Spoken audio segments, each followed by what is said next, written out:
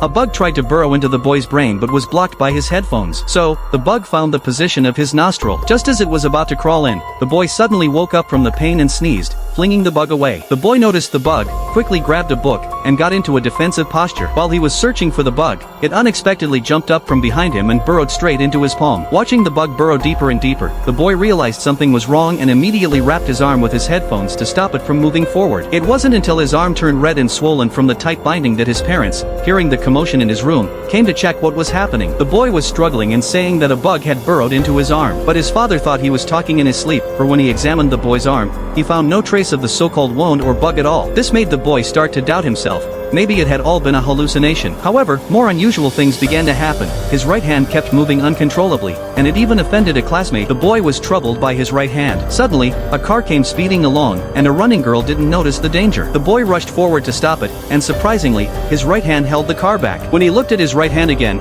he saw that it had grown an eye. The boy was still in shock. He went back to his room, picked up a dagger, and pointed it at his right hand. But just as the dagger was about to strike, his right hand suddenly grew a mouth and eyes. Frightened, the boy lifted the knife, ready to stab the monster, but his right hand easily snapped the dagger in half. Then, it said it was just too tired, and then returned to its normal appearance as a hand. Later, the boy couldn't find any information about this phenomenon. When he woke up again, his right hand had already read a large number of books and gained human knowledge. What's more, it could now communicate with others normally. The right hand said it didn't know where it had come from. Its earliest memory was feeling regret at failing to take over the boy's brain. The boy tensed up again. The right hand explained that it had matured before it could devour the boy's brain, so it could only parasitize his right hand. Its current state was living as a parasite on him, getting nutrients from his body. At that moment, the right hand detected the presence of one of its own kind. When the boy found the source, he saw a small dog that was gnawing on something. It was obvious the dog had been parasitized by a creature like his right hand. The right hand took the boy and ran away, because the small dog had shown clear signs of murderous intent. At that moment,